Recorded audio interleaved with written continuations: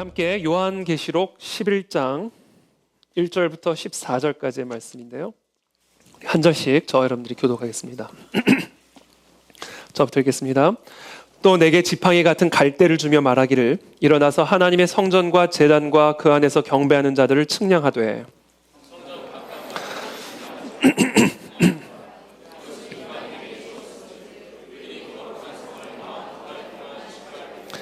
내가 나의 두 증인에게 권세를 주리니 그들이 굵은 베옷을 입고 1260일을 예언하리라.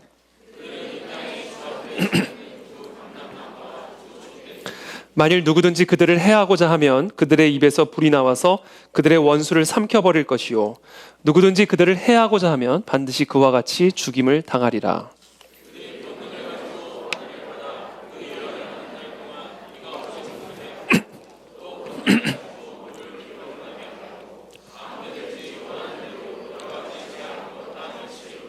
그들이 그 증언을 마칠 때 무저갱으로부터 올라오는 짐승이 그들과 더불어 전쟁을 일으켜 그들을 이기고 그들을 죽일 터인즉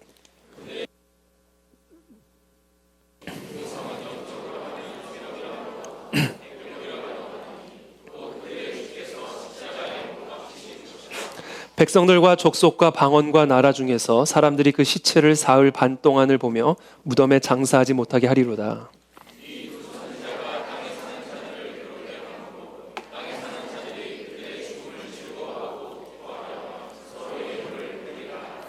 삼 일 반 후에 하나님께로부터 생기가 그들 속에 들어가매 그들이 발로 일어서니 구경하는 자들이 크게 두려워하더라.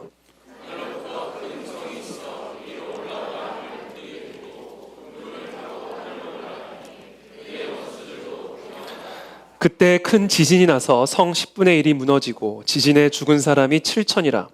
그 남은 자들이 두려워하여 영광을 하늘의 하나님께 돌리더라.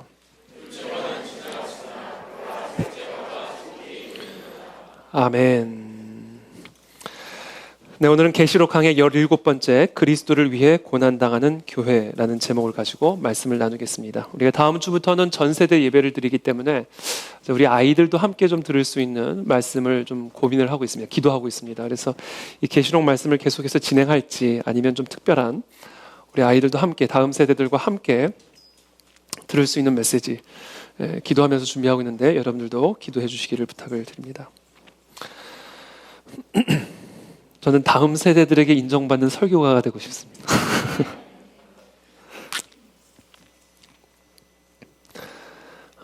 계시록 10장 9절에서 11절 우리가 지난주에 나누었죠. 예언자적인 사명을 위탁받죠. 너는 다시 돌아가 예언하여야 하리라. 그리고 그와 같은 예언자적인 사명을 받은 요한이 오늘 성전을 측량하라는 명령을 받습니다. 1절부터 2절입니다. 내게 지팡이 같은 갈대를 주며 말하기를 일어나서 하나님의 성전과 제단과 그 안에서 경배하는 자들을 측량하되 성전 바깥 마당은 측량하지 말고 그냥 두라. 이것은 이방인에게 주었은즉 그들이 거룩한 성을 42달 동안 짓밟으리라. 자, 천사는 요한에게 예언자의 사명을 받은 요한에게 측량해야 할 영역과 측량하지 않아야 할 영역을 구분해 줍니다. 측량해야 할 영역은 하나님의 성전과 그 안에서 경배하는 자들이고요. 측량하지 말아야 할 영역은 성전 바깥 마당입니다. 구약의 예언자를 보면 하나님께서 그들을 예언자로 부르신 다음에 상징적인 의미를 갖는 어떤 특정한 예언적 행위를 명령하시는 것을 보게 됩니다. 예를 들어 하나님께서 호세아를 예언자로 부르신 다음에는 그에게 음란한 여자 고멜과 결혼하여 자신의 아내로 삼을 것을 명령하시죠. 그와 같은 상징적인 행위를 통해서 하나님은 이스라엘이 여호와를 떠나 우상을 섬기는 음란한 나라가 되었음을 책망하고 계십니다. 요한에게 명령하신 이 성전 측량이라고 하는 이 환상, 비록 환상이지만 이 환상도 그와 같은 상징적인 의미를 담고 있는 예언적인 행위, 그것을 명령하고 있는 것이죠. 그렇다면 이 성전 측량은 어떤 의미를 담고 있는 환상이요 예언적인 행위인가? 요한이 측량하지 않아도 되는 성전 바깥 마당은 이방인들에 의해 42달 동안 짓밟힘을 당하게 됩니다. 반면에 측량을 명령하신 이 성전과 제단 그리고 그 안에서 경배하는 자들은 보호를 받습니다. 그러니까 결국 측량은 보호를 의미하는 것이고 측량하지 않으면 곧 파괴를 의미하는 겁니다. 따라서 요한에게 명령하신 성전 측량은 성전인 부분과 성전이 아닌 부분을 정확하게 측량하여 성전 부분은 보호하고 성전이 아닌 부분은 파괴하라라는 명령이죠. 근데 여기서 제가 한 가지 흥미로운 사실을 발견하게 되었는데, 이 성전 측량에서 지금 제외되고 있는 이 성전 바깥 마당도 사실은 성전에 포함되는 영역이다. 마태복음 21장 12절의 말씀이죠. 예수께서 성전에 들어가사 성전 안에서 매매하는 모든 사람들을 내쫓으시며 돈 바꾸는 사람들의 상과 비둘기 파는 사람들의 의자를 둘러 엎으시고 그들에게 이르시되 기록된 바 내 집은 기도하는 집이라 일컬음을 받으리라 하였거늘 너희는 강도의 소굴을 만든도다. 자, 지금 예수님께서 성전 청결 작업을 하고 계시는 이 장소는 이방인의 뜰이에요. 사실상 성전 바깥 마당에 해당하는 곳입니다.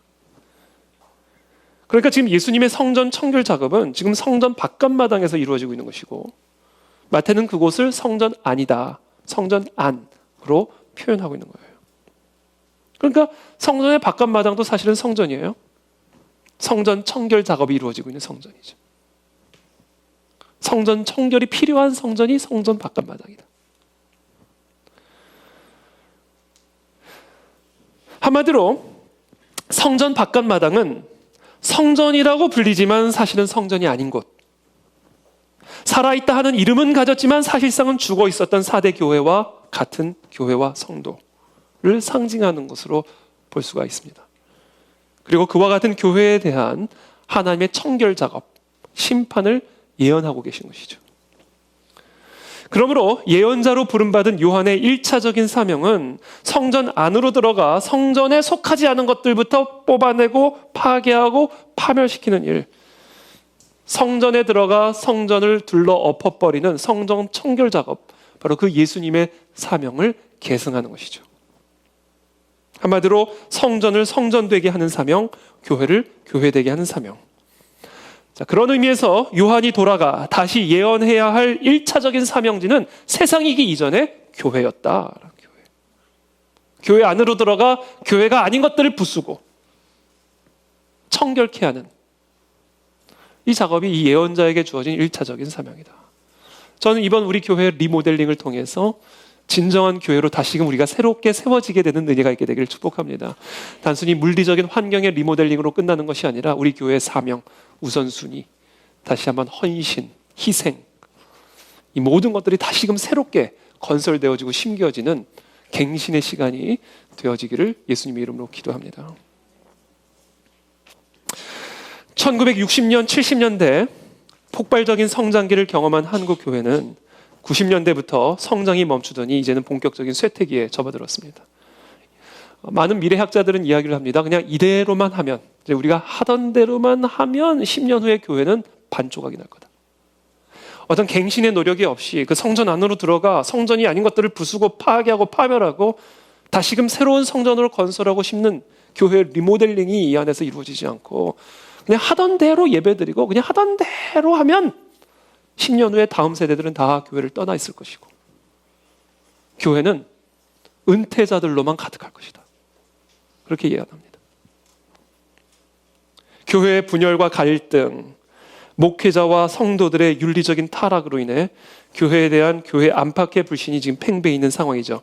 지난 40년간 폭발적인 성장에 가려져 있던 한국교회 성전 바깥 마당이 여실히 드러나고 있는 상황입니다. 자, 그렇다면 한국교회는 이와 같은 위기를 어떻게 극복할 것인가? 어떻게 한국교회의 바깥 마당을 뽑고 파괴하고 파멸하고 넘어뜨려 통일한국과 선교한국의 사명을 감당하는 교회를 이 땅에 다시 심고 건설하게 될 것인가? 그것은 바로 하나님께서 요한에게 명령하신 바로 그 일, 성전이 아닌 것과 성전인 것을 정확하게 측량하고 성전을 청결케 개혁하는 일에서부터 시작이 되어야 된다. 그럼 우리는 그 일을 어디서 어떻게 시작해야 할까? 그 일을 위해서 천사가 요한에게 건네주는 물건이 하나가 있습니다. 1절에 내게 지팡이 같은 갈대를 주며 측량하라. 이 갈대는 측량기죠. 측량기. 지팡이 같은 갈대라는 것은 측량하는 측량기구예요. 그러면 성전이 아닌 것과 성전인 것, 교회인 것과 교회가 아닌 것, 성도인 것과 성도가 아닌 것을 측량하여 개혁하기 위해서 우리가 사용해야 할 그 갈대, 지팡이 같은 그 갈대는 뭐냐? 교회란 무엇인가에 관한 성경의 가르침이 그 기준이다. 그게 지금 우리에게 주어진 지팡이와 같은 갈대입니다. 우리는 성경적인 잣대를 기준으로 무엇이 성전이고 무엇이 성전이 아닌지를 측량하게 됩니다. 여러분들의 생각이 아니라, 세상이 요구하는 기준이 아니라 성경이 계시하고 있는 교회의 정의가, 교회가 무엇인지 교회가 무엇이 아닌지를 측량할 수 있는 유일한 기준입니다. 하도 요새 세상에서 교회를 핍박하고 비난하니까 교회의 기준을 세상 사람들의 눈높이에 자꾸 맞추려고 하는 거예요. 세상 사람들의 입맛에 자꾸 교회가 교회의 기준을 맞추려고. 그러니까 무슨 이제 세대 교체들이 이루어지고 있잖아요. 교회마다. 특히 큰 교회들을 중심으로. 그럼 부임하는 젊은 목사들은 제가 인터뷰를 이렇게 보면요, 세상이 요구하는 그 기준을 앵무새처럼 이야기를 해요.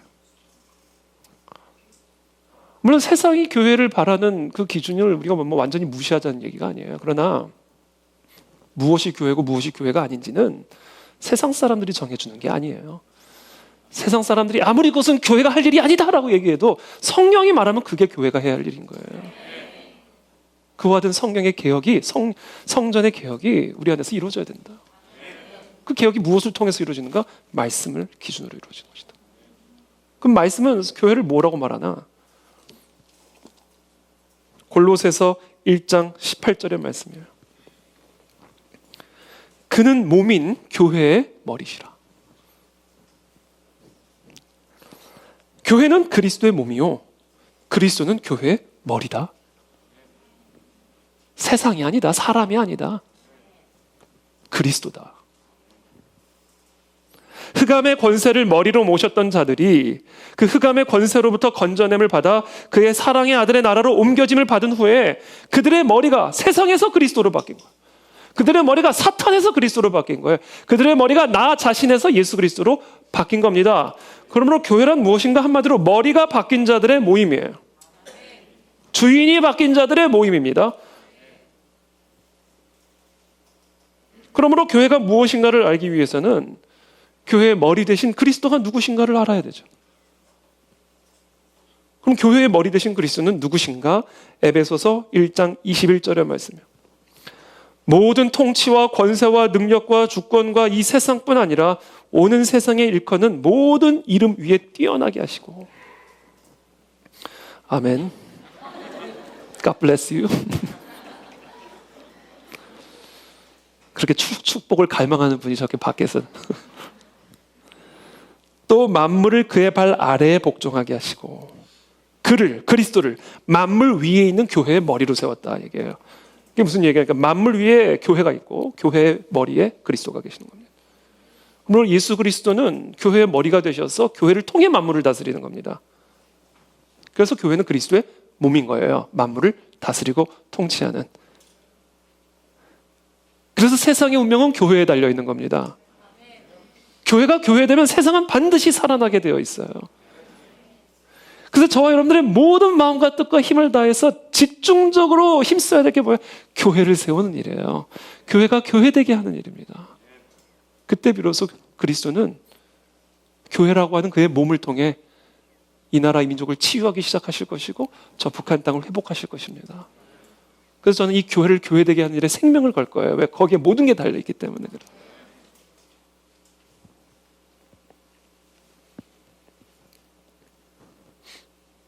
그래서 예언자에게 주어진 제1차 사명은 세상으로 나가기 전에 먼저 교회 안으로 들어가 내가 너에게 준 잣대를 기준으로 뭐가 교회고 뭐가 교회 아닌지부터 측량하기 시작하라는 거예요.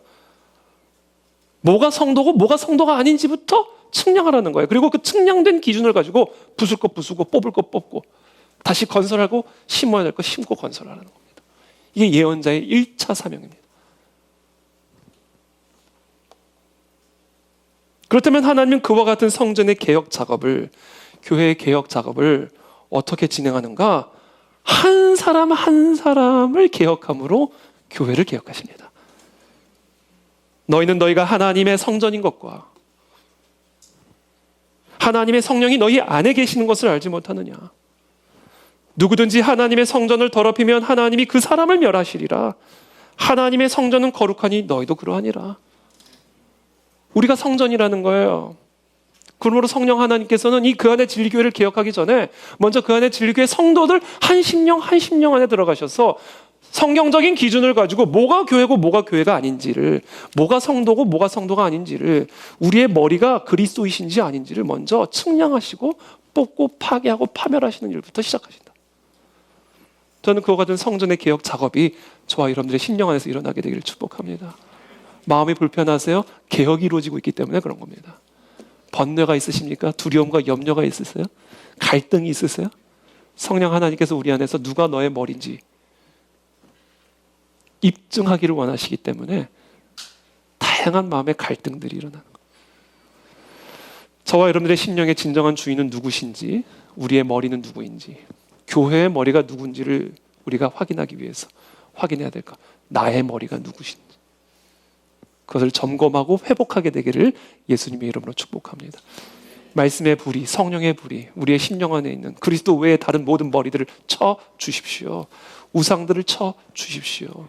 그래서 예수 그리스도만이 나의 주인이요 주권자요 우상이 되어지는 참된 교회 회복이 내 심령 안에서 시작되게 하여 주시옵소서. 그렇게 한 사람이 변화되면요, 교회가 변화되는 것이고,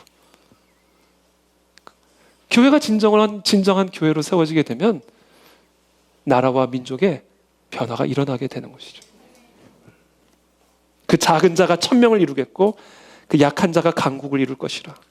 때가 되면 나 여호와가 속히 이루리라. 저는 앞으로도 계속해서 우리 그 안에 진리교회 모든 성도님들을 위해서 기도하지만 동시에 어떠한 자세를 가지고 기도할 거냐? 한 사람이라도 변화돼. 한 사람이 변화되면 된다는 거죠. 한 사람. 우리 다음 세대 한 세대가 한 아이만 그들의 심령의 진정한 성전의 개혁들이 이루어진다. 한 아이라도 그의 머리가 진정한 그리스도가 되면 그 한 아이가 천을 이루고 강국을 이루게 된다. 우리가 그 자세를 가지고 한 영혼, 한 아이를 돌보고 가르치고 기도해줘야 된다. 저 뒤에 우리 그 에어컨을 조금 틀어주시면 좋을 것 같아요.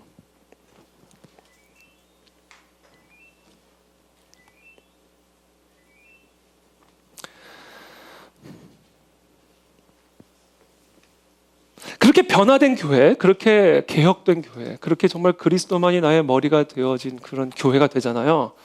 그러면 그때 세상으로 나가는 거예요. 세상으로 보내십니다.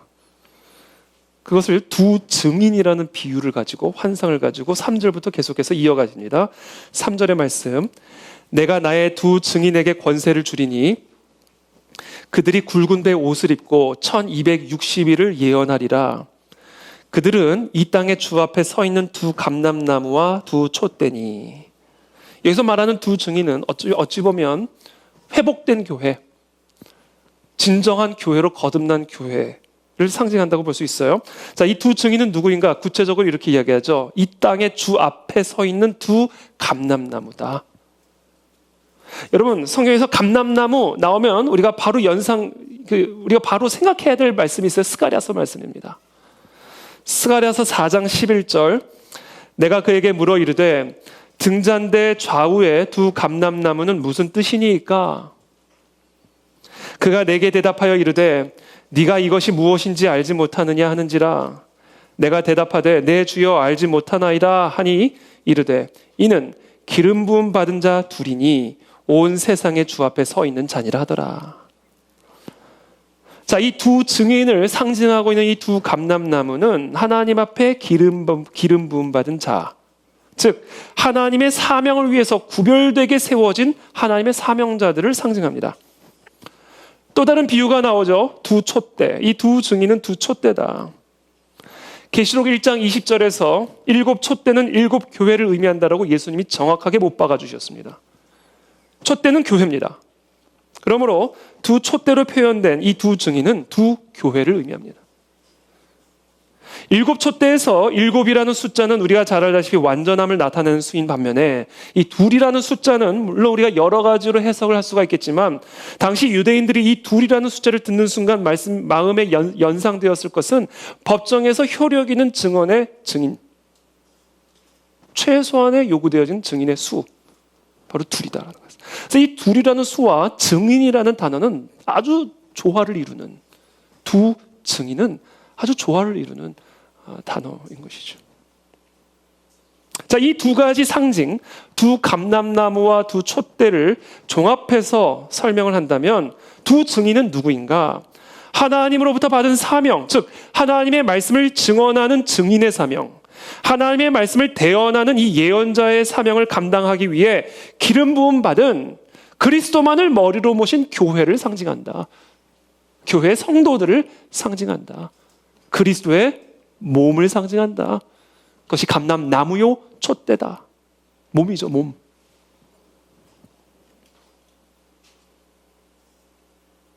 그렇다면 이 교회가 세상을 향하여 증언하고 대언해야 할 하나님의 메시지는 무엇일까? 3절부터 말씀하십니다. 내가 나의 두 증인에게 권세를 주리니 그들이 굵은 베옷을 입고 1260일을 예언하리라. 그들은 이 땅의 주 앞에 서 있는 두 감람나무와 두 촛대니. 자, 이 두 증인이 입은 옷을 보면 지금 이 두 증인의 메시지가 무엇인지, 머리 대신 그리스도께서 명령하신 그 대언의 말씀이 무엇인지를 유추해 볼 수가 있죠. 굵은 베옷. 굵은 베옷은 우리가 잘 알다시피 슬픔과 회개를 목적으로 하는 복장입니다. 자신의 죄로 인하여 슬퍼하며 회개하는 자들이 굵은 베옷을 입고 기도를 하죠. 그러므로 두 증인이 이러한 복장을 입고 하나님의 말씀을 예언하고 있었다라는 이야기는 세상을 향하여 회개를 촉구하는 사역을 감당하고 있었음을 보여줍니다. 두 증인이 감당해야 하는, 이 교회가 감당해야 하는 예언자적 사역의 본질은 세상을 향한 회개의 외침입니다. 우리는 세상을 향하여 회개를 촉구해야 됩니다. 그리스도의 말씀으로 돌아올 것을, 우리의 머리 대신 예수 그리스도의 권세 앞에 굴복할 것을, 회개를 촉구하는 메시지를 대언하는 게 예언자의 사명이에요. 우리가 우리의 가족들에게 이 회개를 촉구해야 됩니다. 그리스도께로 돌아와라. 우리의 자녀들에게, 우리의 부모들에게, 우리의 이웃들에게 교회에 오면 아이들이 공부도 잘해, 교회에 오면 가정생활도 살아나가 아니라 회개해야 된다. 안 그러면 심판받는다. 이것을 촉구하는 게 예언자의 1차 사명이에요. 세례 요한의 메시지 보십시오. 회개하라, 천국이 가까이 왔느니라. 예수 그리스도의 메시지를 들어보십시오. 회개하라, 천국이 가까이 왔느니라. 회개하게 하기 위해서 오신 겁니다. 마태복음 3장 11절, 세례 요한은 자신의 사명을, 예언자로서의 사명을 이렇게 이야기를 합니다. 나는 너희로 회개하게 하기 위하여 물로 세례를 베풀거니와 내 뒤에 오시는 이는 나보다 능력이 많으시니 나는 그의 신을 들기도 감당하지 못하겠노라. 그는 성령과 불로 너희에게 세례를 베푸실 것이요 손에 키를 들고 자기의 타작마당을 정하게 하사 알곡은 모아 곡간에 들이고 쭉정이는 꺼지지 않는 불에 태우시리라. 왜 회개하게 하시기 위해서 오셨는가? 회개하지 않으면 하나님의 나라는 심판의 나라로 임할 것이기 때문에. 회개하지 않은 자에게 천국은 심판의 나라이기 때문에 회개하게 하기 위해서 부름받았다. 저는 여기 계신 모든 우리 성도님들 안에 이 회개의 영이 임하게 되기를 축복합니다. 그것이 우리의 교회가 선언해야 하고 선포해야 하는 예언자의 메시지다. 그게 우리의 사명이다.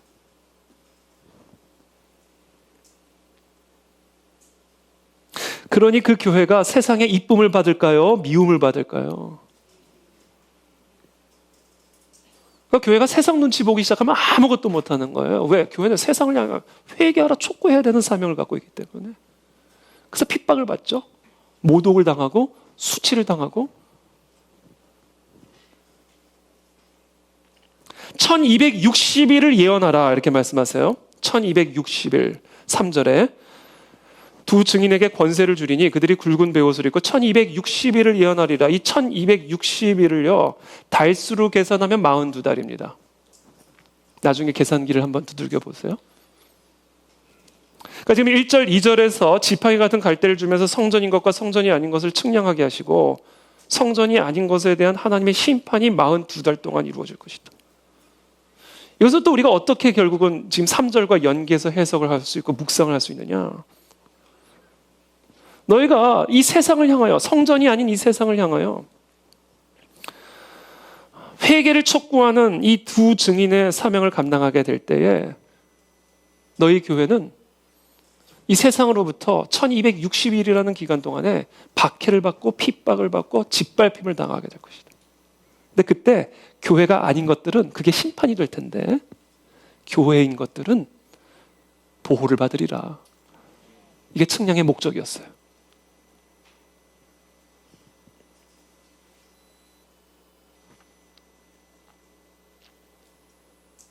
그러므로 지금 이 말씀을 우리가 1절부터 3절까지의 말씀을 종합하면 이렇게 결론을 내릴 수 있어요. 저는 이렇게 정리했어요. 교회의 사명을 위해 교회가 당하는 고난은 교회를 무너뜨리지 못한다.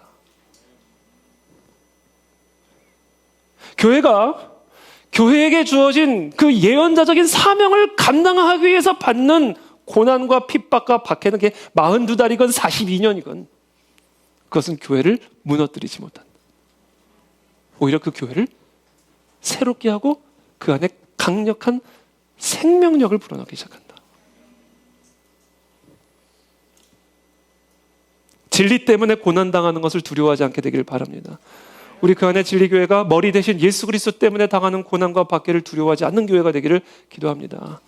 설령 그런 고난은 42달이라는 긴 시간 동안 주어질지라도 절대로 우리 교회를 무너뜨리지를 못한다. 오히려 그 교회는 더 강력한 그리스도의 몸으로 일어서게 될 것이다.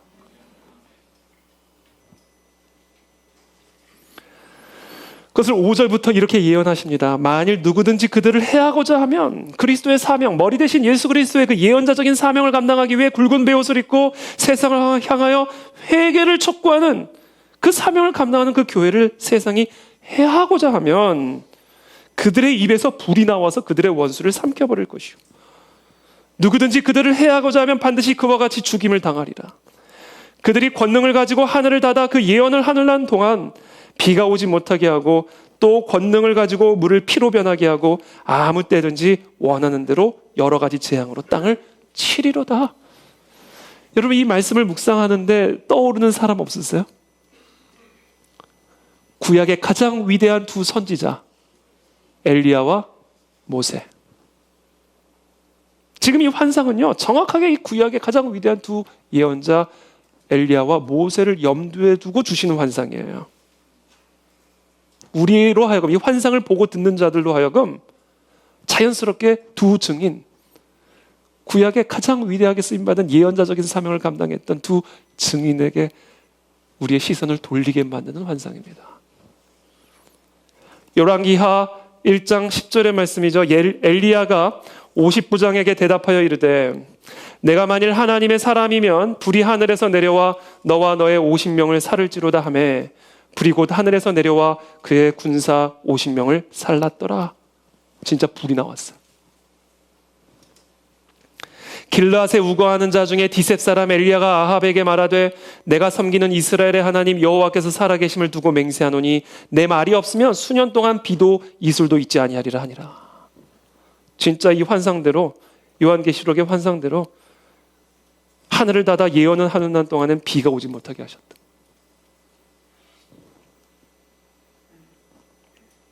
여호와께서 또 모세에게 이르시되 아론에게 명령하기를 네 지팡이를 잡고 네 팔을 애굽의 물들과 강들과 운하와 못과 모든 호수 위에 내밀라 하라. 그것들이 피가 되리니 애굽 온 땅과 나무 그릇과 돌그릇 안에 모두 피가 있으리라. 그러니까 지금 이 계시록 이 11장 5절부터 6절까지의 이 환상은요 요한으로 하여금 또 이 환상을 보고 듣는 우리들로 하여금 엘리야와 모세를 바라보게 만들고 우리도 저렇게 되는 거구나. 각인시켜주기 위한 환상이에요. 너희가 나의 종이 되어 나의 몸이 되어 나의 입이 되어 하나님의 말씀을 대언하여 저 세상을 향하여 회개를 촉구하는 사명을 감당할 때 엘리야의 입에서 불이 나왔듯이 엘리야의 기도로 말미암아 하늘에서 비가 내리지 않았듯이, 모세의 지팡이로 말미암아 모든 물을 피로 바꾸었듯이 내가 너를 지키고 보호하리라. 그 일을 위해서 성전을 측량하라. 누가 성도고 누가 성도가 아닌지, 무엇이 교회고 무엇이 교회가 아닌지를 측량하라. 그리고 그 측량된 결과를 가지고 뽑고 파괴하고 파멸시키고 넘어뜨린 다음에 다시 심고 건설해라. 저는 그런 일이 이번 우리 그 안의 진리교회 리모델링을 통해서 일어날 줄을 믿습니다. 우리의 심령 안에 벽들이 뜯어지는 것을 보면서 내 안에 우상들이 뜯어져 나가고, 제가 지난 3년 동안 기도하며 씨름했던 제 방이 무너지는 것을 보면서 마음이 무너져 내리는 것을 경험하고, 혹시 빈 방 있으면 좀 알려주시면 제가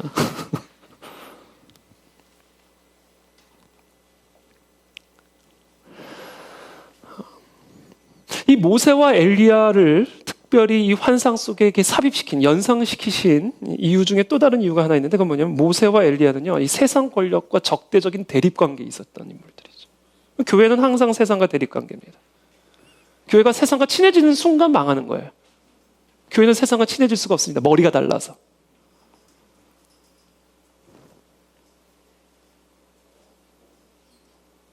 모세는 애굽 왕 바로와 대치했고요. 엘리야는 바알을 섬기는 아합 왕과 이세벨, 바알 선지자들과 대치했습니다.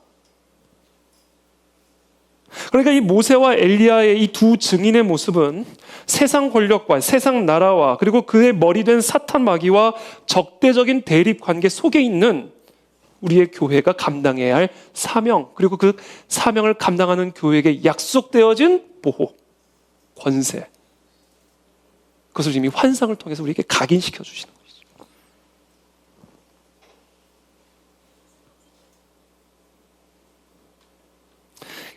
참 그런 의미에서 이 요한계시록은 놀라운 책이에요. 이게 우리가 똑같은 이야기를 철학적으로 듣는 것과 똑같은 이야기를 논리적으로 듣는 것과 똑같은 이야기를 이미지로 듣는 것, 이건 우리의 심령에 각인되어지는 정도가 달라집니다. 철학이나 논리로 들으면 까먹어요. 그 논리 다음에 뭐였지? 그 다음 논리가, 이게 까먹습니다. 근데 이미지는 그냥 이렇게 찍혀요. 사진처럼. 그러니까 이 찍힌 이미지를 가지고 세상과 싸워라, 나가라, 예언자적인 사명을 감당하라. 위축될 때마다, 두려울 때마다, 쓰러질 때마다 너의 심령에 내가 찍어준 이 이미지를 붙들고 다시금 일어나라.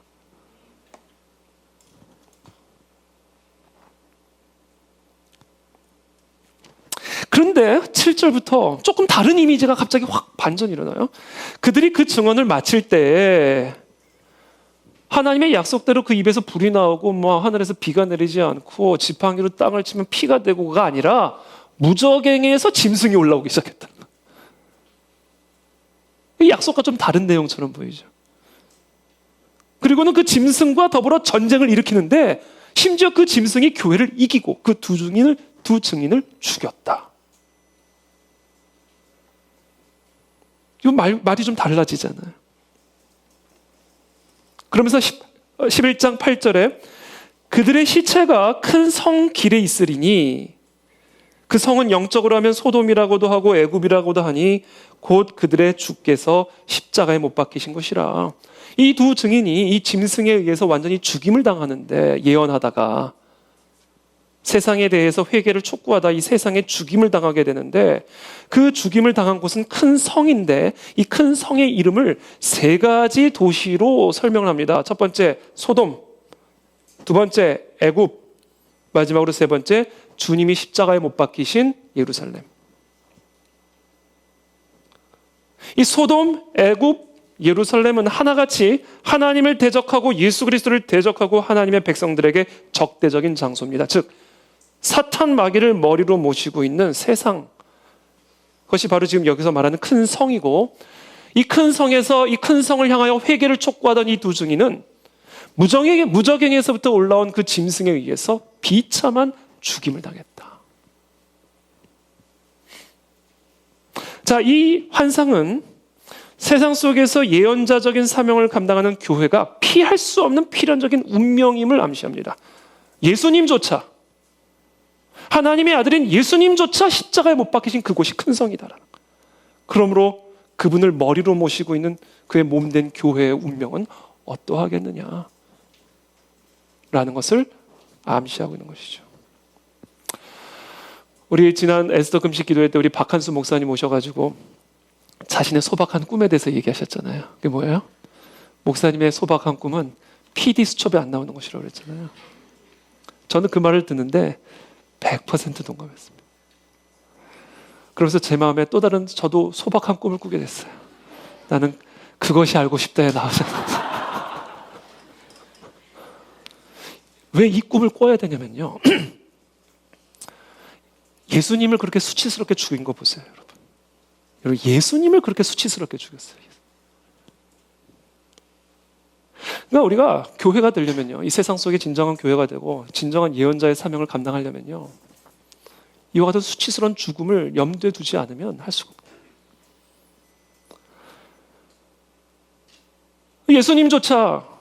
예수님이 지금 이 시대에 태어났어도 PD수첩에 나오셨을 거예요. 십자가 못 박아 죽였으니까. 강도들과 함께. 그러니 그의 몸된 교회가 그 운명을 피할 수가 있겠습니까? 피할 수가 없죠. 그래서 그럴 리는 없겠지만 설령 제가 만약에 그 아내가 아니라 그것이 알고 싶다. 설령 나오더라도 믿지 않게 되기를 축복합니다. 그럴 일은 절대 없을 거예요. 그러나 제가 담보할 수 없는 거 하나는 명예로운 죽음을 담보할 수는 없다. 예수님조차 명예로운 죽음을 갖지 못했기 때문에. 이게 교회의 결단이 돼야 된다. 나는 어떠한 수치스러운 모독을 당할지라도, 그래서 내 명예가 어떻게 수치스럽게 죽임을 당할지라도 나는 교회 세운다. 머리 대신 그리스도를 따른다. 그 그리스도의 말씀을 대언할 거다. 그리고 난 이 세상을 향하여 회개를 촉구할 거다. 이 헌신이 우리 안에 이루어져야 된다.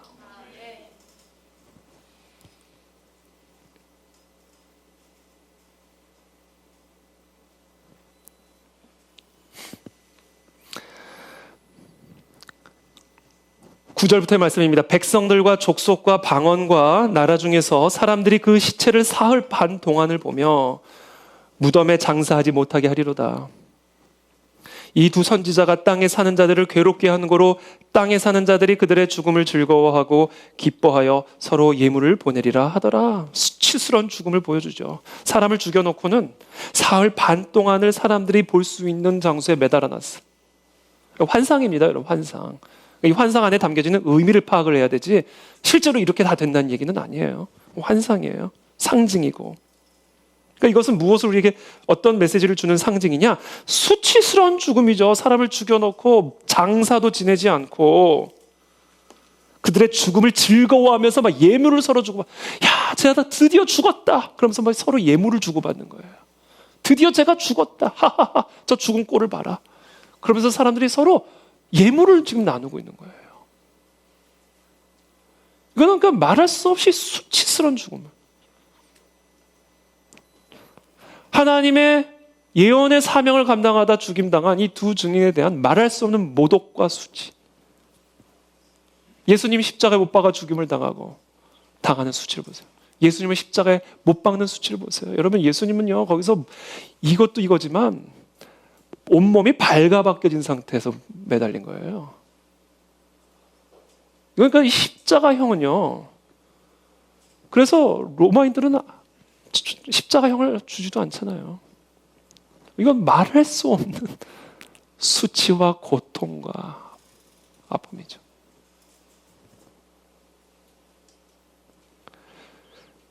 그런데 예수님에게는 3일 후에, 그리고 이거 예수님의 두 증인들에게는 3일 반 후에 놀라운 반전이 일어나게 됩니다. 이게 오늘 핵심적인 메시지예요. 11절의 말씀입니다. 다 함께 읽어보겠습니다. 시작.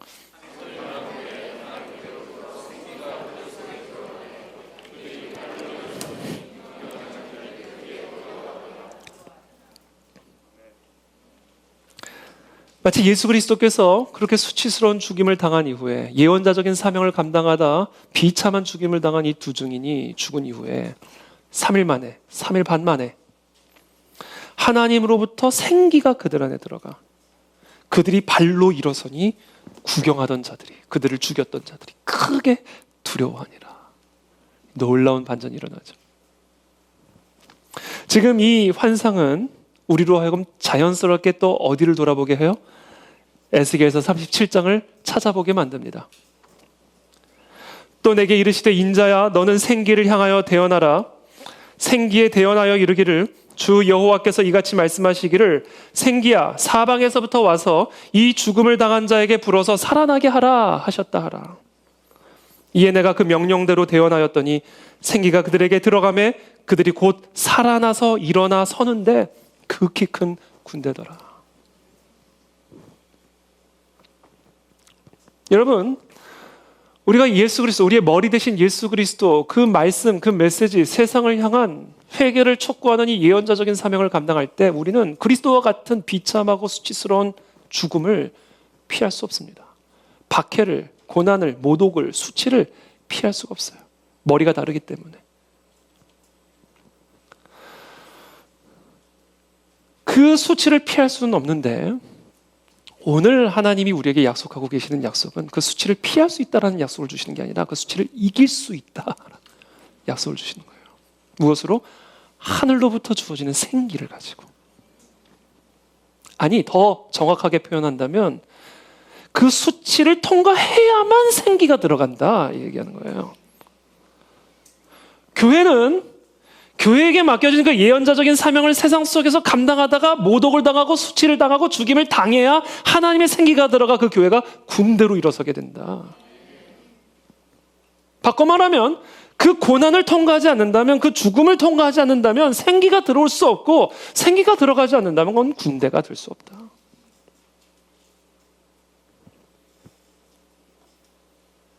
(12절에) 하늘로부터 큰 음성이 있어 이리로 올라오라 함을 그들이 듣고 구름을 타고 하늘로 올라가니 그들의 원수들도 구경하더라. 이 말씀은요, 환상이에요. 제가 계속 강조하지만 이 문자적으로 이런 일이 일어나는 게 아니에요. 그리스도인들이 다 순교당하면 갑자기 몸이 부활해가지고 하늘로 올라가는 것을 그 사람들을 죽인 원수들이 다 보게 되는 그런 일은 역사상 한 번도 일어난 일이 없습니다. 이건 환상이에요. 그럼 어떤 의미인가? 우리도 그리스도처럼 죽음을 이기시고 부활하신 예수 그리스도처럼, 부활하신 이후에 승천하신 그리스도처럼 그와 같은 승리에 동참하게 될 것임을 얘기해 주는 거예요. 우리가 예수 그리스도처럼 예언자적인 사명을 감당하기 위해 세상을 향하여, 로마를 향하여, 애굽을 향하여 하나님의 말씀을 대언하는 예언적인 사명을 감당하면 우리도 예수님처럼, 두 증인처럼 필연적인 고통과 박해와 핍박과 수치를 통과할 수밖에 없지만 우리는 그것을 통해야만, 그것을 감당해야만 하나님의 생기가 들어가 하나님의 군대로 세워지는 진짜 그리스도의 몸이 될 수 있다. 그러므로 교회가 교회되기 위해서 우리에게 필요한 게 뭔지 아세요? 머리 때문에 당하는 고난이 반드시 필요하다. 머리 때문에 당하는 수치를 통과해야만 머리로부터 생기가 들어와 하나님의 군대로 일어서게 되는 교회 회복의 역사가 일어나게 된다. 그런 의미에서 고난은 피해야 할 게 아니라 채워야 할 거다.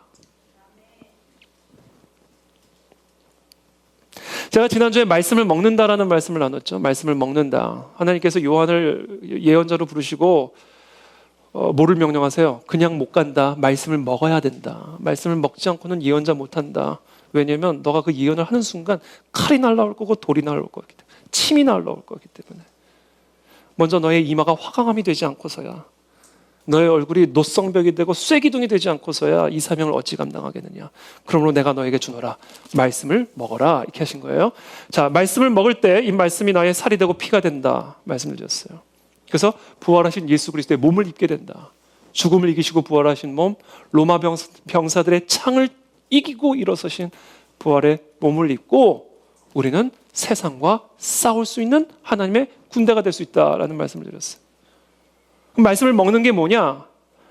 말씀이 내 살이 되고 내 피가 된다는 게 뭐냐? 말씀드렸어요. 내 살을 말씀에게 드리고 내 피를 말씀에게 드리는 거다. 내 살을 말씀에게 드리고 내 피를 말씀에게 드릴 때 말씀과 내 살과 피가 하나가 된다. 생명건 순종, 생명건 믿음이다 말씀드렸어요. 거기서 더 나아가 이제는 그 말씀을 증언하기 위해서 우리의 살을 드려야 되고 그 말씀을 증언하기 위해서 우리의 피를 드려야 된다. 그때 우리는 반드시 핍박을 받을 것이에요. 그러나 우리는 그 핍박을 통해서 말씀과 내가 하나가 되고 부활하신 예수 그리스도의 몸을 덧입게 되는, 하나님의 생기가 들어와 하나님의 군대로 일어서게 되는, 죽음을 이기시고 부활하여 승천하신 그 예수 그리스도의 완전한 승리에 동참하게 되는 은혜를 경험하게 됐다. 그래서 여러분, 저와 여러분들이 오늘 알아야 되실 게 있고 깨달아야 될 게 있습니다. 그리스도의 말씀을 위해서, 그리고 그 말씀을 증언하기 위해서 세상에서 고난받기를 피하지 않게 되기를 축복합니다. 오히려 그것을 즐거워하게 되기를 축복합니다. 왜냐하면 그것을 통해야만 하나님의 생기가 들어와 군대가 될 수가 있기 때문에 그래요. 교회가 교회되게 하는 것, 성전이 성전되게 하는 것은 인테리어 디자인이 아닙니다. 머리 대신 예수 그리스도의 그 진리 때문에 수치를 당하고 모독을 당할 때 그때 하나님의 생기가 내 안에 들어와 우리를 군대로 일어서게 하시는 거예요. 오늘 이 환상 그 원리를 우리에게 정확하게 가르쳐주고 계시는 겁니다. 그래서 교회가 교회되기 위해서는요, 고난이 필요하다. 진리 때문에 당하는 고난, 머리 때문에 당하는 수치가 반드시 우리에게 필요하다. 13절에 그때에 우리가 그렇게 머리 대신 그리스도 때문에 수치스러운 죽임을 당할 때에, 그러나 하나님의 생기가 들어와 하나님의 군대가 되어 부활하신 그리스도의 승리에 동참하게 될 때에 무슨 일이 일어나요? 큰 지진이 나서 성 10분의 1이 무너지고 지진에 죽은 사람이 7천이라. 이 세상에 대한 하나님의 심판이 이루어지고 그 남은 자들이 두려워하여 영광을 하늘의 하나님께 돌리더라. 이 남은 자들이 도대체 누굽니까? 여러분, 하늘이 무너져 내리는데 뭐라고 외쳤던 사람이에요? 저 어린 양의 진노로부터 나의 눈을 가리도록 돌로 나를 깔아뭉개달라 외쳤던 사람이에요.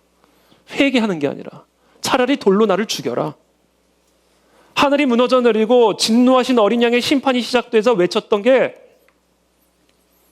차라리 저 산에 있는 돌멩이들로 나를 그냥 묻어서 저 어린 양의 진노를 보지 말게 해라. 이렇게까지 강팍했던 사람들이에요. 근데 이 자들이 그들의 심령 안에 지진이 일어나는 거예요. 언제요? 교회가 교회될 때. 교회가 진리 때문에, 머리 때문에 수치를 당하고 고난을 당하고 죽임을 당할 때 그 안에 하나님의 생기가 들어오는 순간 지진이 일어난다는 거예요. 그때 저 북한 체제 안에 지진이 일어납니다. 영적인 지진이. 이게 영의 원리예요. 그래서 저 북한 체제가 변화되어지고 저 북한 체제가 무너지기 위해서는요, 이 땅의 대한민국의 교회가 진리 때문에 고난을 당해야 됩니다. 진리 때문에 수치를 당해야 돼요. 이 세상과 적대적인 대립관계 속에서 예언자적인 사명을 감당함으로 희생해야 됩니다. 그래야 저 땅에 영적인 지진이 일어나기 시작합니다.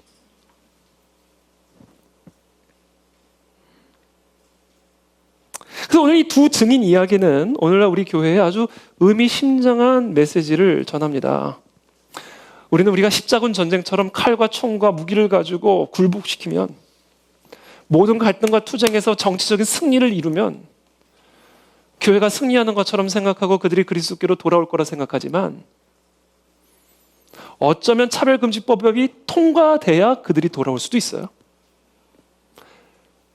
말씀 때문에 감옥 들어가는 목사들을 보면서, 그 진리 때문에 직장에서 쫓겨나는 성도들을 보면서 세상에 지진이 일어날 수도 있습니다. 하나님의 방법은 우리의 생각과는 다른 거예요. 스데반을 보세요. 돌로 맞아 죽는 모습을 보더니 바울은 여전히 변함이 없어 보이죠. 다메섹 도상으로 스데반 같은 그리스도인들을 잡아가려고.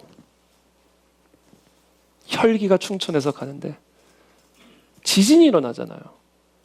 이 바울의 심령 안에. 그 지진을 우리가 어떻게 설명할 수 있을까? 영적으로. 오늘 이 환상이 스데반의 죽음과 바울 안에서 일어난 그 영적인 지진의 상관관계를 보여주고 있는 거예요. 스데반이 머리 대신 예수 그리스도 때문에 돌에 맞아 죽임을 당할 때, 그때 하늘의 생기가 그들 안에 들어와 사도 바울의 삶에 영적인 지진이 일어나는 겁니다. 이 영적인 원리예요. 저와 여러분들이 예수 그리스도, 머리 대신 그리스도의 진리 때문에 핍박당하고 모독당할 때 여러분들의 가문에 지진이 일어날 줄을 믿습니다. 저는 대한민국 안에도 동일한 원리로 지진이 일어나게 될 것을 믿고, 북한 체제 안에서도 그와 같은 지진이 일어나게 될 것을 믿습니다. 그러므로 우리가 힘써야 할 것, 교회가 교회되게 하여 주십시오. 그리고 오늘 환상은 우리에게 말합니다. 교회가 교회되게 하는 것은 교회 머리 대신 그리스도 때문에 당하는 수치와 고난과 죽임을 통해 그 수가 참으로 이 땅에 하나님의 나라와 뜻은 성취된다. 그러므로 세상을 이기는 교회는 그리스도를 위해 고난당하는 교회입니다.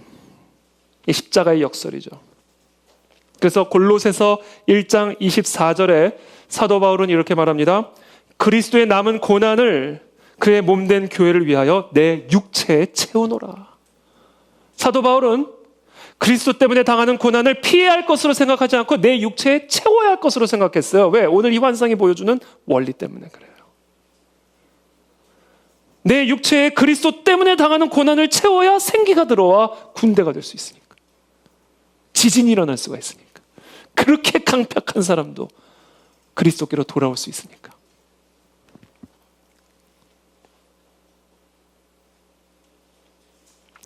자, 그렇다면 마지막으로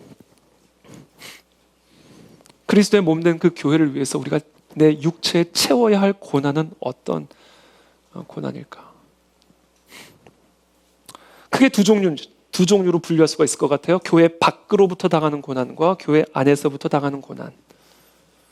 우리는 이 고난을 머리 대신 그리스도를 위해 채워야 됩니다. 내 육체에. 육체적인 고난을 받아야 된다. 교회 밖으로부터 당하는 고난과 교회 내부에서부터 당하는 고난. 이 고난은 피할 게 아니라 채워야 될 거다. 먼저 교회 밖으로부터의 고난을 우리의 육체에 채워야 됩니다. 그리스도의 몸인 교회는 세상과 다르기 때문에, 머리가 다르기 때문에 세상으로부터 고난을 당할 수밖에 없어요. 왜? 머리끼리 싸우고 계시. 물론 머리끼리 싸운다는 표현이 이건 어폐가 있지만 이미 예수 그리스도께서 승리하신 전쟁이지만 창세기에서 이미 예언하고 있는 것처럼 자꾸 발꿈치를 무는 게 이게 마귀이기 때문에 거대한 영적 전쟁이 펼쳐지고 있는 영적 전쟁터 안에서 머리가 다른 두 공동체는요, 주님이 오시는 그날까지 적대적인 대립관계 속에 있을 수밖에 없죠. 그래서 우리는 끊임없이 세상 속에서 진정한 교회로 세워진다면 핍박을 당할 수밖에 없고 고난을 당할 수밖에 없어요. 세상과 세계관이 다르기 때문에 그렇습니다. 세상과 옳고 그름의 기준이 다르기 때문에 그렇습니다. 이 모든 것이 머리가 다르기 때문에 받을 수밖에 없는 고난이요 충돌이다. 에베소에서 일어난 소동을 한번 기억해 보세요. 데메드리오라고 하는 은세공업자가 있어요. 우리가 잘 알다시피 에베소는 아데미 신전이 있는 곳이죠. 그 은세공업자는요, 거기서 아데미 신상을 만들어서 엄청난 돈을 법니다. 아데미 신전에 사람들이 다 몰려와서 예배 제사를 드리니까. 근데 어느 날 사도 바울이라고 하는 사람이 와서는 사람의 손으로 만든 것들이 신이 아니라 오직 하나님 예수 그리스도, 육신에 옷을 입고 오신 이 예수 그리스도가 신이라면서 자신들이 도무지 받아들일 수 없고 이해할 수 없는 메시지를 증거하기 시작하는 거예요. 근데 더 놀라운 사실은 그 메시지를 듣고 예수 그리스도를 자신의 머리로, 아데미를 자신의 머리로 삼고 있었던 이 에베소 사람들이 그리스도를 자신의 머리로 삼는 회심의 역사들이 막 구름대같이 일어나기 시작하는 거예요. 그러니까 이 데메드리오가 영업하는 사람들, 이 은신상을 갖다 파는 영업하는 자들, 직공들을 다 불러 모아놓고는 우리의 풍족한 생활이 바로 이 아데미 신상 만드는 일에 있고 이 아데미 신전 안에 있는데, 이 사도 바울이라는 사람이 와서는 사람의 손으로 만든 게 신이 아니라니까 일단 1차적으로 우리 비즈니스에 엄청난 타격이 오고 있고, 두 번째 아데미의 여신의 위엄이 떨어진다. 그래서 바울을 대대적으로 공격하기 시작합니다. 이런 일들이 일어나요.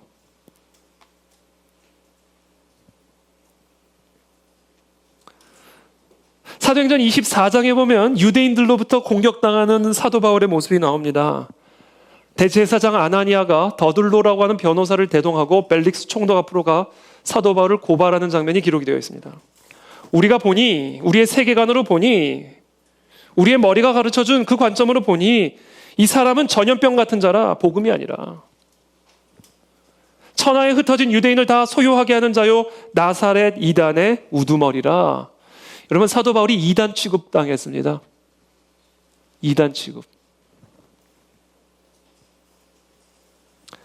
사도행전 17장 6절에 가서 소리질러 이르되 천하를 어지럽게 하던 이 사람들이 여기도 이르매 야손이 그들을 맞아들였도다. 이 사람들이 다 가이사의 명을 거역하여 말하되 다른 임금 곧 예수라 하는 이가 있다 하더이다. 다 가이사의 명을 생명처럼 믿고 따라가고 있는데 이 사도 바울이라고 하는 이 무리들만이 다른 임금이 있다. 예수라 하는. 우리는 머리가 다르다. 그러면서 가이사의 명을 거역하고 있다. 그래서 가이사의 명으로 지배를 받는 천하가 어지러워지고 있다. 그러니까 공권력의 이름으로 이들의 행위들을 박해하고 핍박하는 일들이 이루어지는 것이죠. 사도행전 9장 2절에 사울의 모습입니다. 다메섹 여러 회당에 가져갈 공문을 청하니 이는 만일 그 도를 따르는 사람을 만나면 남녀를 막론하고 결박하여 예루살렘으로 잡아오려 함이라. 그 도를 따르는 사람들. 그러니까 충돌이 일어나는 거죠. 그래서 핍박이 오는 겁니다. 근데 그 핍박 앞에서 그 도를 따라가기 위해서 수치를 당하고 고통을 당하고 쫓겨나고 감옥에 들어갈 때 너무나 이상하게도 그렇게 되면 교회가 무너져야 되는데 초대교회 지도자들이 복음 전하다 다 감옥에 들어가 있고 뭐 참수당하고 쫓겨나고 그럼 교회가 무너져야 되는데 아니 무너지는 곳은 상대방이 무너지는 거예요. 쳤으면 맞은 사람이 무너져야 되는데 때린 사람이 무너지는 거예요. 그 원리를 오늘 환상이 가르쳐주는 겁니다. 두 증인의 환상이. 그래서 제가 아까 서두에 말씀드린 거예요. 그리스도의 사명을 위해서 고난당하는 교회는 그 고난 때문에 절대로 망하지 않는다. 그 고난 때문에 하나님의 뜻이 이루어진다.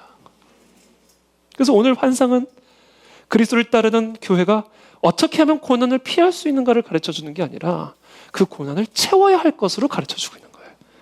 그것을 통해서 영적인 지진이 이 땅에 일어나기 시작한다. 두 번째, 교회 안으로부터 받는 고난을 채워야 됩니다. 우리의 육체 안에. 여러분, 그리스도의 몸이 되어 살아가는 사람들은 역설적으로 그 몸의 불완전함 때문에 고난을 당합니다. 머리이신 예수 그리스도를 제외하고 그 몸을 이루는 모든 사람들은 여전히 불완전하기 때문에 그 불완전함 때문에 우리 교회는 끊임없이 고통을 당해요.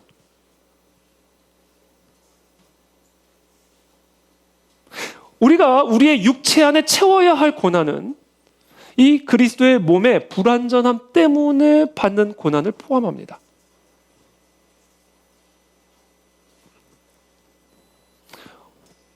교회 안에서 받는 고난, 우리 육체 안에 채워야 할 고난은 우리의 부부 생활 안에서 받는 고난도 포함합니다. 부부는 신랑 대신 예수 그리스도와 신부되는 교회의 연합을 상징적으로 보여주는 거예요. 제가 몇 주 전에 금식 이야기를 할 때 왜 떡을 만드셨을까? 왜 물을 주셨을까? 떡 없이도 살 수 있게 만들고 물 마시지 않아도 살 수 있는 인간을 왜 굳이 떡을 먹어야 살게 하셨고 굳이 물을 마셔야 살게 하셨을까? 사람이 떡으로만 사는 것이 아니라 하나님의 입에서 나오는 말씀으로 살아야 함을 가르쳐주기 위해서 떡을 먹어야 사는 존재로 창조하신 것이다. 그런 관점으로 본다면 왜 결혼 생활을 만드셨을까? 왜 부부를 만들어 힘들게 하실까?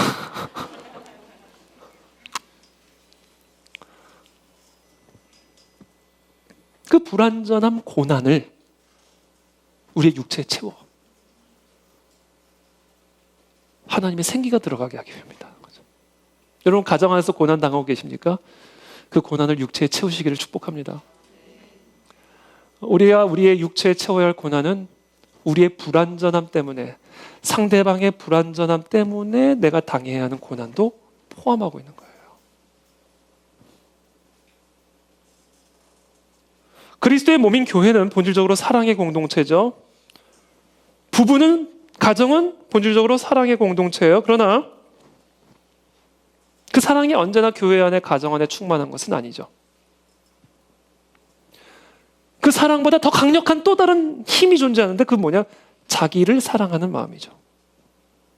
이게 우리의 사랑을 불완전하게 만들어요. 나를 사랑하는 마음이.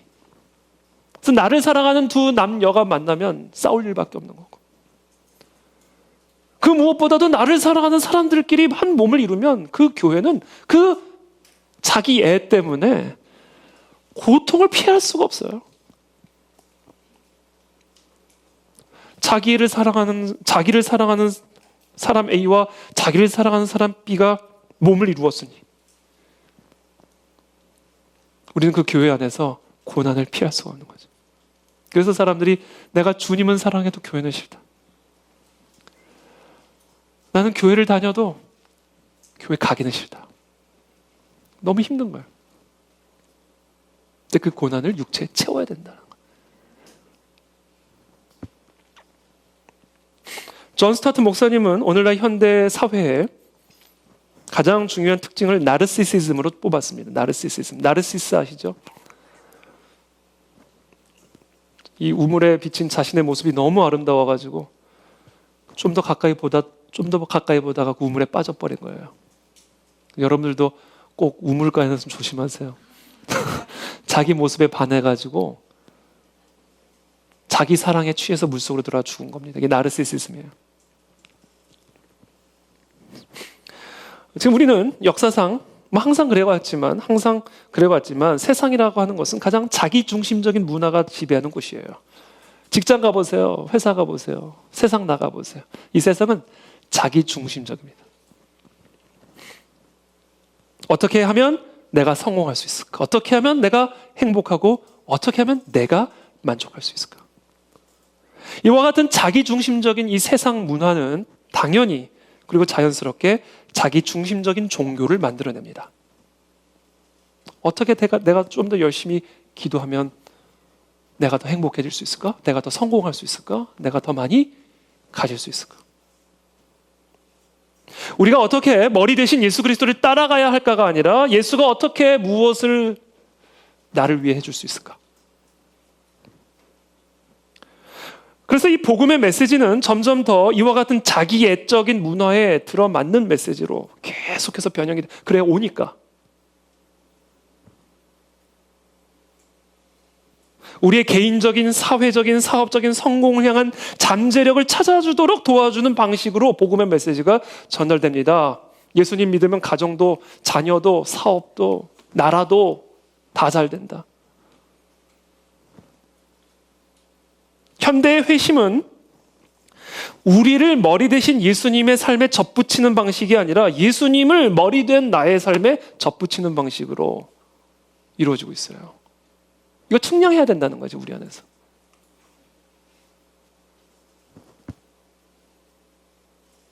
핵심적인 신앙 체험은 어떻게 하나님이 지금 여기서 나의 필요를 채워주시는가. 그래서 일주일에 한 번 기도한다면 언제 교회 올 때 주차장 자리를 확보해달라는 기도. 일주일에 한 번 기도하는데 그거 기도하는 거예요. 제가 뭐 극단적인 예를 들어서 이해하기 쉽게 말씀을 드리는 거예요.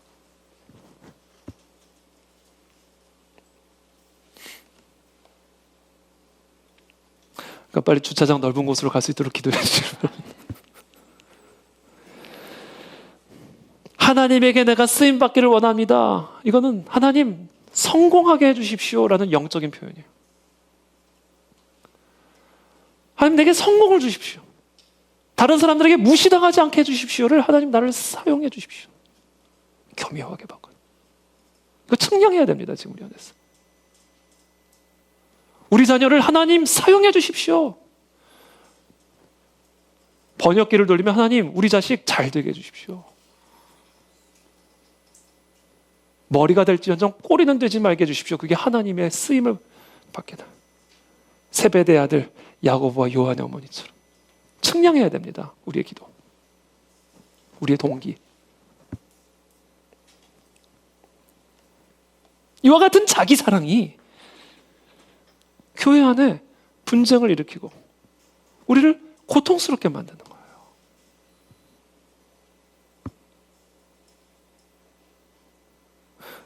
근데 그와 같은 교회 안에서 우리가 당하는 고난이 진정한 교회가 되기 위해서 우리가 채워야 할 고난이다. 자기 애 때문에 고통받고 있는 성도님들 계십니까? 누군가의 자기 애 때문에 내가 고통당하고 있는 그 고난을 채워야 된다는 거예요.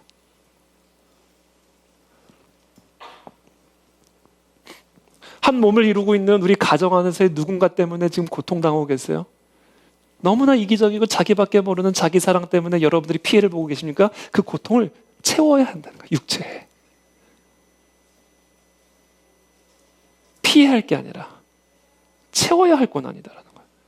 그래서 우리에게 부부를 허락하신 것이고 그것을 위해서 우리에게 교회를 허락하신 것이다. 왜? 그것을 통해서 그것을 채울 때 내 안에 성령의 생기가 들어온다.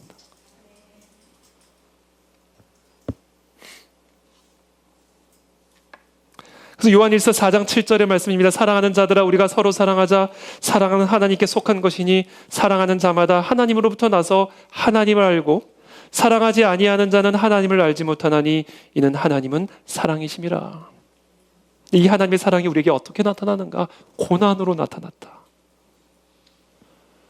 이 하나님의 사랑이 십자가의 고난으로 나타났다는 거예요. 예수 그리스도 안에 그 육체 안에 고난을 채우심으로 그분의 사랑이 나타났다라는 거예요.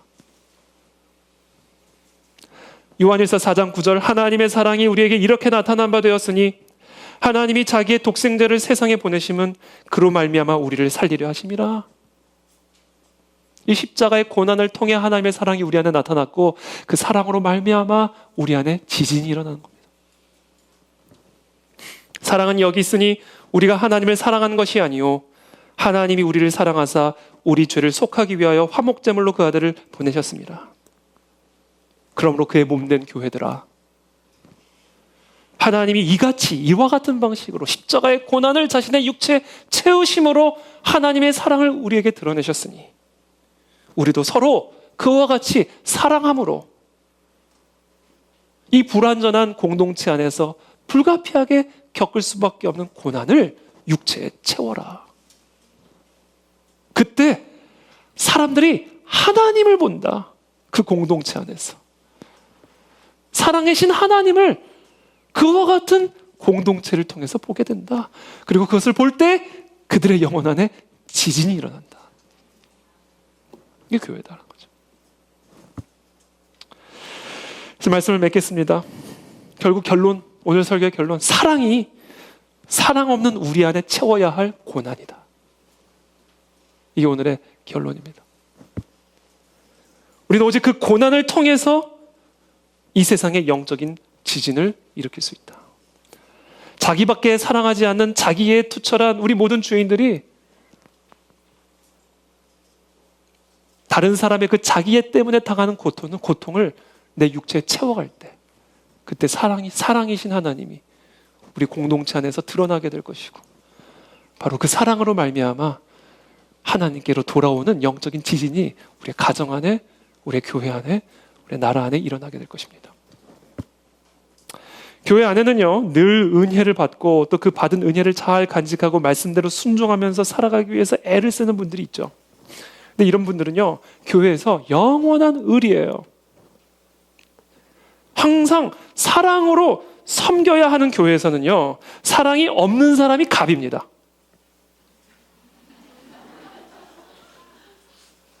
반면에 항상 하나님의 은혜로 나 같은 죄인을 살리신 그 예수 그리스도의 은혜에 감격한 사람들은요, 교회 안에서 항상 을로 살아요.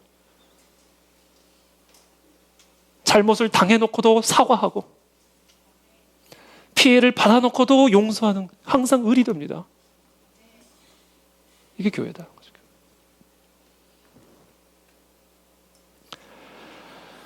바로 그와 같은 을들이 모여있는 교회에 영적인 지진이 일어나게 될 것이다. 전 제가 그런 사람이 되기를 기도하고 여러분들이 그런 성도들이 되시기를 예수님의 이름으로 축복합니다. 함께 기도하겠습니다.